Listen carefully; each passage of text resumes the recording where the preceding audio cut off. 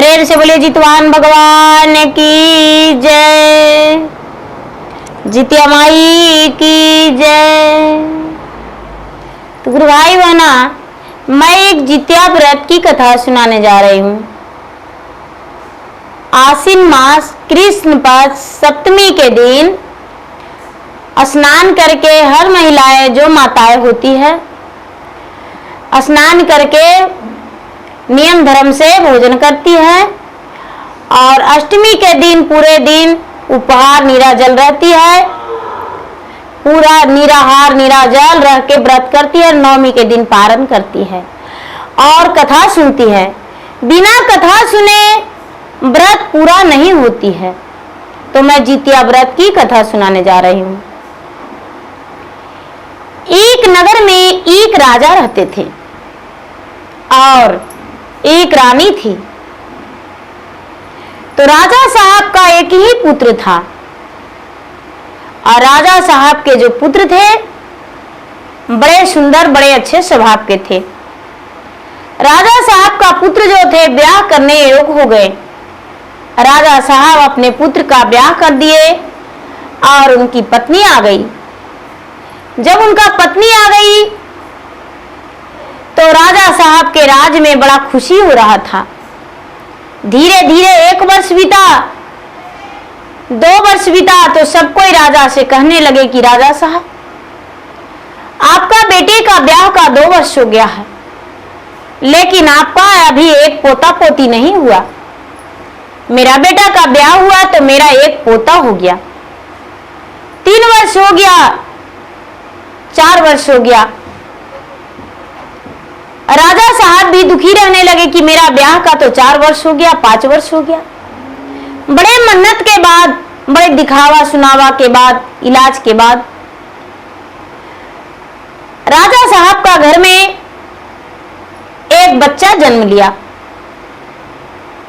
राजकुमार के पत्नी के एक पुत्र हुआ।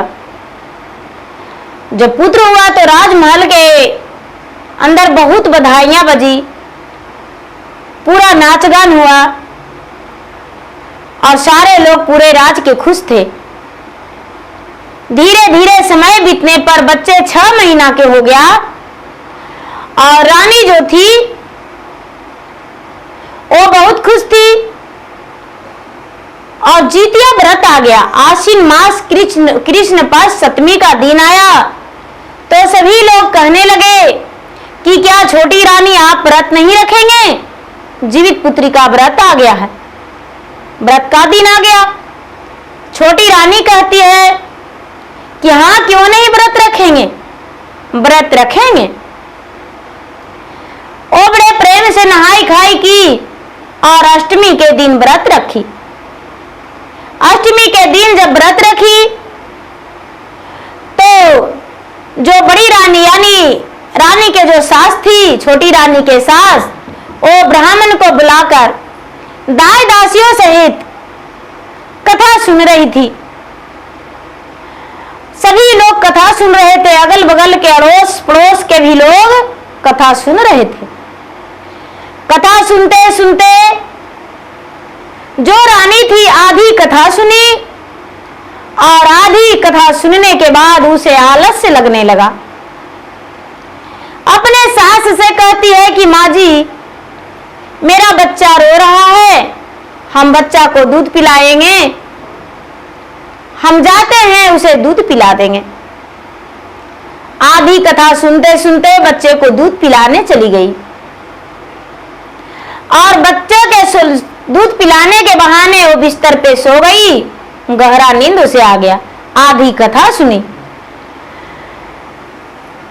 सारी लोग पूरा कथा सुनकर और उसके बाद स्नान ध्यान किए, पूजन किए, कुश का प्रतिमा बनाए और पूजा किए, चिल सियारिन का पूजा किए, रात्रि में आराम किए।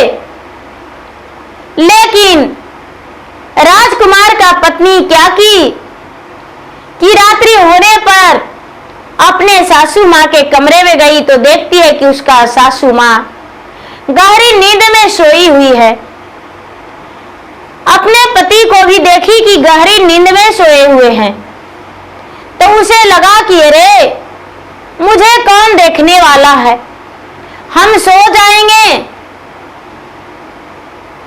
तो मुझे भूख के मारे तड़पता रहेगा, नींद नहीं आएगा। जाते हैं रसोई घर में, कुछ भोजन तो बच ही रहा होगा, भोजन कर लेंगे। वो प्रेम से एक थाल में भोजन परोसी और भोजन परोस के और भोजन कर ली। जब भोजन कर ली उसके बाद प्रेम पूर्वक जाके सो गई।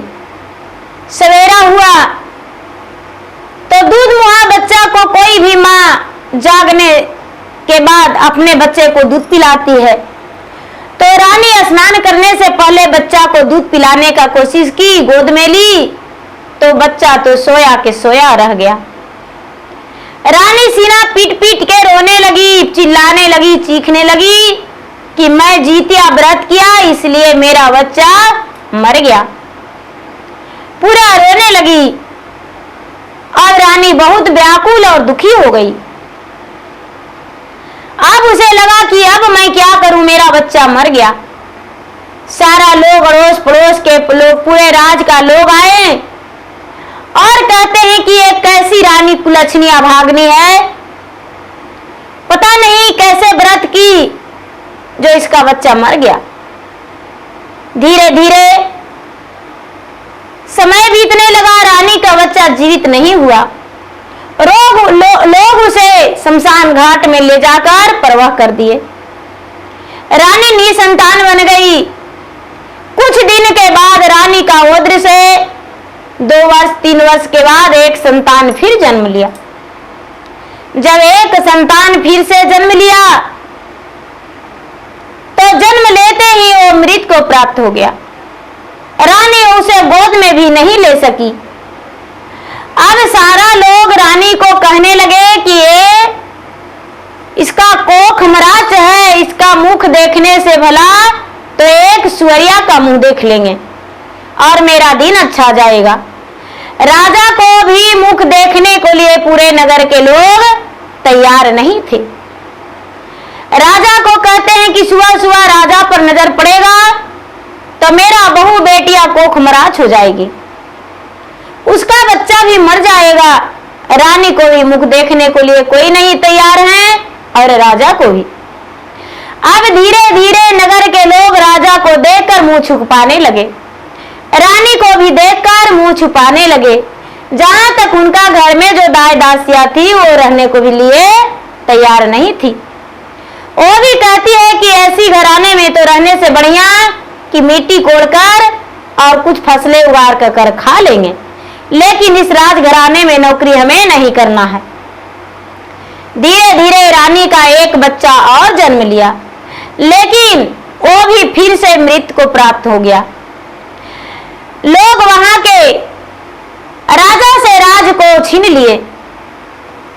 रानी को रानी से कुलच्छनी रानी कहने लगे। रानी बड़ी व्याकुल थी, बड़ी दुखी थी। राजा को कोई उपाय नहीं दिख रहा था कि अब मैं क्या करूं, मुझे कोई समझ में नहीं आ रहा है। एक दिन राजा आधी रात में उठे और अपने नगर को त्याग कर चल दिए। मन में सोचे कि अब मेरा संसार में कुछ भी नहीं, मुझे देखकर लोग मुंह ढक लेते हैं और मुझे कोई देखना पसंद नहीं करते हैं, अनेकों प्रकार के सवाल उठाते हैं। इसीलिए हम अपने राज को त्याग कर और इसे नगर को छोड़कर चल जाना है। राजा साहब वन को चले गए। जब राजा वन में गए तो रानी उस समय गर्भवती थी, सिर्फ 1 माह के गर्भवती थी, ज्यादा नहीं। रानी को भी पता नहीं था कि मैं गर्भवती हूं, मेरे पेट में बच्चा है। वो अपने पति से नहीं बता सकी थी क्योंकि उसे भी पता नहीं था। राजा अपने घर परिवार को त्याग कर वन में चले गए और वन में रहने लगे। फल पतैया खाने लगे और पर्वत पे दिन बिताने लगे। राजा साहब जब भी उन्हें घर का याद आता था तो भगवान के स्मरण करने लगते थे, भगवान को याद करने लगते थे कि हे भगवान, मुझे परिवार से कोई मतलब नहीं है, मुझे घर से कोई मतलब नहीं, हमें घर का याद नहीं आना चाहिए। और राजा 3 से 4 महीना होते होते भली भांति घर को त्याग कर दिए और भूल गए। एक संत की तरह जंगल में, वन में धारण कर लिए और रहने लगे। राजा साहब पूरे दिन अपना जंगल में रहते थे, श्री राम नाम, विष्णु नाम, कृष्ण नाम जपते थे और अपने वन में ही बिताते थे, एक वन के वासी की तरह।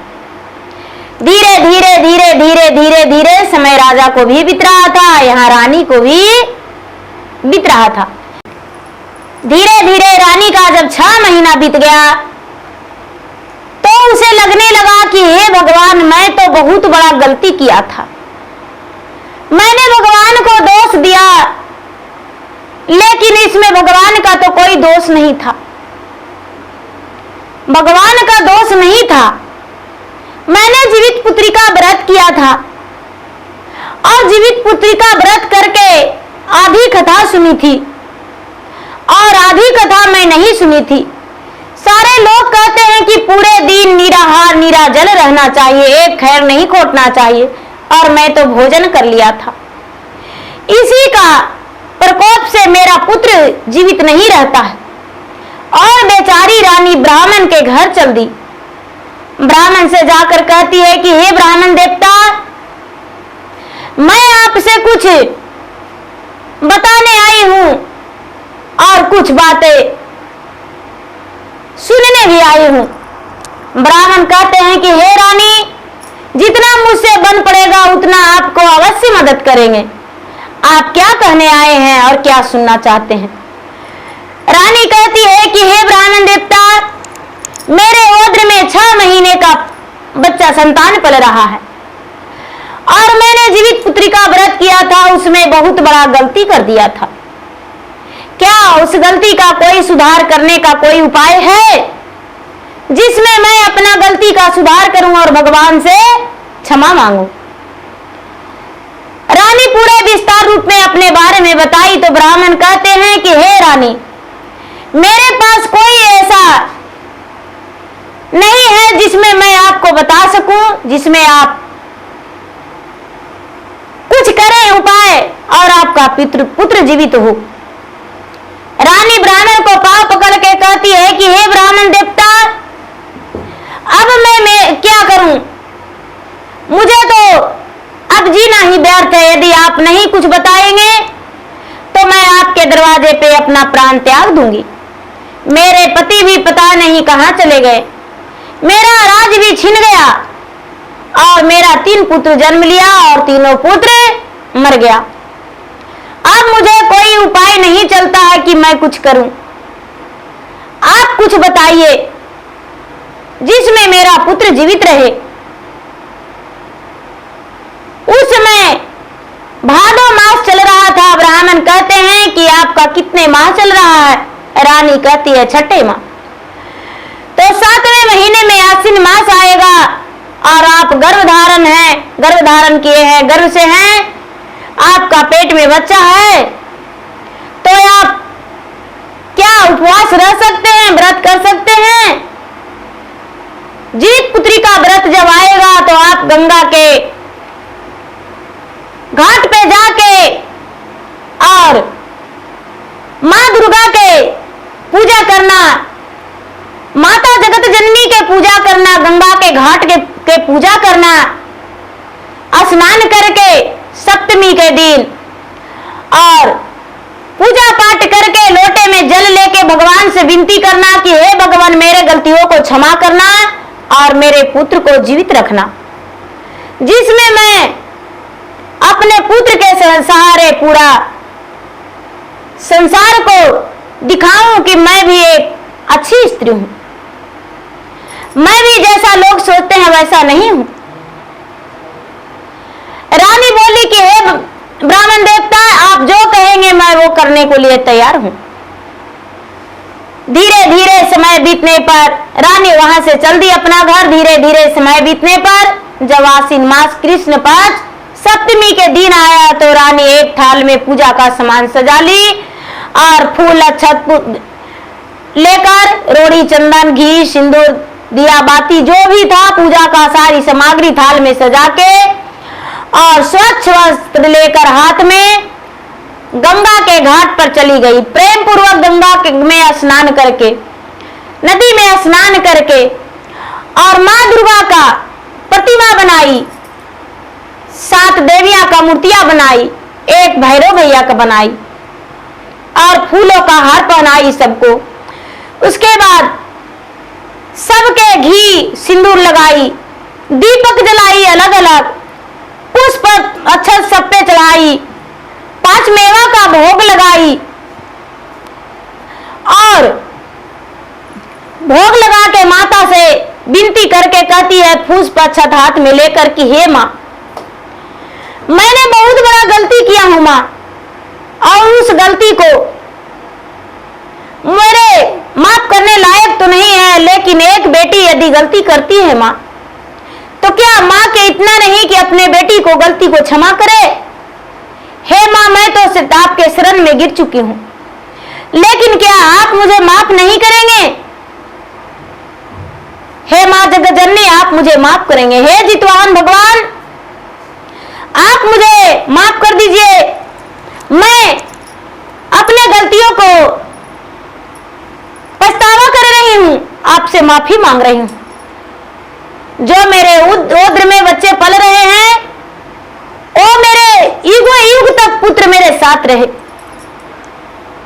रानी जो थी भगवान से विनती की और अष्टमी के दिन ये भी नहीं सोची कि मेरा उदर में बच्चा है और पूरे दिन निराहार निराजल रहेंगे तो मेरे बच्चे पर क्या होगा।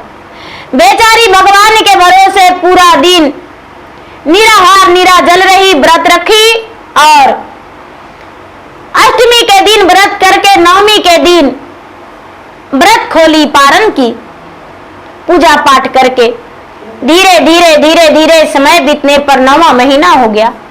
9वां महीना के बाद रानी का उदर से एक सुंदर पुत्र जन्म लिया। पुत्र जो था बहुत सुंदर, बहुत सुशील और बहुत भाग्यशाली लक्षणवान था। रानी अपने पुत्र को देखकर बड़ी खुश हुई और अपना पुत्र के साथ रहने लगी। धीरे धीरे धीरे धीरे धीरे धीरे समय बीतने लगा। रानी बच्चा को जन्म देने के बाद 1 माह के बाद पूजा पाठ करना शुरू कर दी। प्रतिदिन जब भी माता दुर्गा के पूजा करती, भगवान सूर्यदेव के अर्घ देती, लोटे में जल लेकर तो भगवान से प्रार्थना करती थी कि हे भगवान, मेरे पति कब आएंगे, मेरे पति कब आएंगे, कहाँ हैं, किस हाल में है मुझे नहीं पता, मेरे पति मुझे लौटा दीजिए। मैं जानते हूं कि इसमें मेरा पति का कोई दोष नहीं, मेरे ही पाप के कारण, मेरे ही गलतियां के कारण मेरे पति घर छोड़ दिए हैं और मुझे सजा मिला कि मैं 3 पुत्रों को अपने नजर से दूर कर चुकी हूं। ये मेरा ही गलती है भगवान, इसमें आपका कोई दोष नहीं। एक दिन राजा गहरे नींद में वन में सोए हुए थे और स्वप्न में देख रहे हैं कि रानी बड़ा व्याकुल है और रानी अपने गोद में एक बच्चे को ली हुई है और मेरा याद में तड़प रही है। जब राजा का नींद खुला तो राजा छटपट हो गए, व्याकुल हो गए और राजा सोचने लगे कि मैं कब अपने घर चला जाऊं। राजा को यह भी नहीं लगा कि मैं तो इतना दिन से वन में रह रहे थे, पूरे 1 वर्ष वन में बिता लिया, लेकिन राजा अपना वन को त्याग कर कुटिया को छोड़ के और अपना नगर लौट गए। जब अपने दरवाजे पर आए तो रानी देखी तो रानी अपने आंखों में ऐसी होठों पे मुस्कान लेकर राजा के पांव छुई। राजा देखते हैं कि अरे रानी तो अच्छी है, मेरा घर में एक बच्चा है पलने में खेल रहा है। राजा कहते हैं रानी से कि हे रानी, ये बच्चा किसका है, मैं तो वन में था। रानी कहती है कि ये लीजिए, जब आप घर से आ गए थे तो मेरा बच्चा मेरा पेट में 1 माह का था। ये बच्चा आपका और मेरा है। राजा रानी को धन्यवाद किए और धन्यवाद करके कहते हैं कि चलो अच्छा है, मेरा बच्चा तो है, अब तो कोई मुझे गलत नहीं कहेंगे, निपुत्र नहीं कहेंगे, निर्वंश नहीं कहेंगे और कोई मुंह भी नहीं छिपाएंगे। रानी कहती है कि हे स्वामीनाथ, इसमें भगवान का कोई दोष नहीं था। मैं तो 3 बच्चे का जन्म दिया, लेकिन एक भी मेरा गोद में नहीं रहा, क्योंकि मैंने इतना बड़ा गलती कर चुका था। मेरा गलती के कारण मेरा संतान मेरे पास नहीं है। राजा कहने लगे कि रानी, आप कौन ऐसा गलती किए जो आपका बच्चा मृत प्राप्त हो रहा था? रानी कहती है कि हे स्वामीनाथ, मैंने जीवित पुत्री का व्रत किया था और मैं कथा आधी भी सुनी थी, लेकिन यह भी मुझे पता था कि पूरे दिन निराहार निराजल रहते हैं और मैंने सबके चुपके में भोजन कर लिया था। इसी कारण मेरा बच्चा मर जा रहा था। इसमें भगवान का कोई दोष नहीं, मैं तो खुद भगवान को अपमान किया था। राजा कहते हैं कि चलो इस गलती को सुधारने के लिए भगवान से हम क्षमा मांगेंगे, भगवान को पूजन करेंगे। रानी बोली कि स्वामीनाथ, मैं तो पूजा कब से आरंभ कर दिया हूं और मैं भगवान को पूजा कर रही हूं। प्रतिदिन माँ दुर्गा, माँ जगत जननी के पूजा करती हूँ, सूर्य देव का लोटे में जल लेकर अर्घ देती हूँ और अपने बच्चे के रक्षा के लिए भगवान से कामना करती हूँ, भगवान से प्रार्थना करती हूँ। इसीलिए तो आज भगवान सूर्य देव के कृपा से, माता जगत जननी के कृपा से मेरा गोद में बच्चा आज खेल रहा है। जब नगर के लोग जाने कि राजा वापस लौट कर आ गए हैं तो राजा से मिलने आए और राजा से गले में गले मिलकर राजा से कहने लगे कि हे राजन, आप जब नगर छोड़कर चल गए थे, आपसे नगर हम लोग जब छीन लिए तो मुझे चैन नहीं मिला। आप जब नगर छोड़कर चले गए तो आपका एहसास हम लोगों को आने लगा। अब हम चाहते हैं कि आप अपना राज फिर से वापस ले लीजिए और यही रानी राजरानी बनेंगे और आप राजा बनेंगे। पूरे राज का लोग मिलकर, प्रजा मिलकर राजा को फिर से राजाभिषेक किए और राजपाट सौंप दिए। रानी को राजरानी का दर्जा दिए। धीरे धीरे समय बीतते बीतते रानी का 7 पुत्र हुआ और एक कन्या भी हुई। जब कन्या जन्म ली रानी का ओद्र से, उस कन्या का रानी नाम राजलक्ष्मी रखे। 7 पुत्र और एक कन्या रानी का ओद्र से जन्म लिया। 8 संतान फिर से हो गया। रानी का खुशहाल परिवार, राजा के खुशहाल परिवार, सभी परिवार अच्छे से रहने लगे, पूजा पाठ करते रह गए, उनका खुशहाली जीवन बीता। तो गुरु भाई बहना, पूजा पाठ करना पाप नहीं धर्म है। और जो भी जीवित पुत्री का व्रत करते हैं, जो भी मेरे कथा कहानी सुनेंगे, इतना याद रखिए कि जीवित पुत्री का व्रत है, उसे नियम धर्म से करना चाहिए। यदि नहीं करते हैं तो कोई बात नहीं, लेकिन जो व्रत रखे हैं, व्रत को खंडित मत कीजिए, व्रत को नियम से कीजिए। और नियम से करके शाम को समय में कितने लोग दतवन कर लेते हैं, दतवन करने का नहीं रहता है। उंगली से आप दांत को साफ कर सकते हैं, उसमें भी ज्यादा नहीं, 1-2 बार उंगली फेर दीजिए और उसके बाद आप कुल्ला करके और स्वच्छ हो जाइए। और ये नहीं कि हम दतवन किए और जीभ में ये किए, नहीं, कंघी लगाएं, कंघी भी नहीं लगाई जाती है, सिंदूर चुपचाप कर लीजिए। व्रत किए हुए जो भी माता है वो कंघी से बाल को नहीं झाड़ती है, कंघी नहीं लगाती है। बड़ी इसमें कष्ट है और कष्ट उठाना माता को धर्म है। माता अपने संतान के लिए कष्ट उठाती है, क्योंकि माता अपने ओद्र में 9 महीने रखती है, तो क्या कष्ट नहीं होता है? तो एक दिन उपवास रहने में क्या ज्यादा कष्ट हो जाएगा? नहीं। जितना जन्म लेता है संतान उतना को मां 9 महीना अपने ओद्र में रखती है। और सबके संतान के बदले 5 संतान है तो 5 के बदले एक ही दिन हम पूरा उपवास रहेंगे। साल में एक दिन अपने संतान के लिए निराहार निराजल उपवास रहेंगे, तो क्या ज्यादा दुख की बात है? नहीं। तो इसलिए बहन जी मेरा विनती यही है कि आप लोग सभी अच्छे से व्रत करिए और खुश रहिए। धन्यवाद। जय जितवाहन बाबा।